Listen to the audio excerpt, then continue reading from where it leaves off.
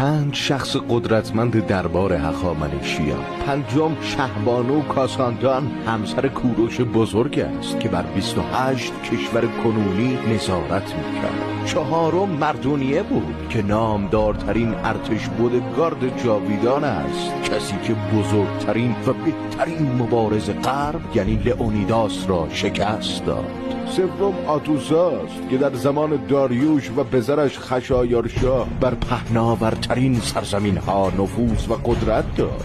دوم مگابیز شکست ناپذیر است که هخامنشیان را بار دیگر یک پارچه کرد و بر غرب آن حکومت کرد. نخست ویشتاسپ خردمند پدر داریوش است که تمام قدرت مرکزی را در زمان کوروش در دست داشت و باعث ابرقدرت شدن هخامنشیان شد. اگر به تاریخ ایران علاقه دارید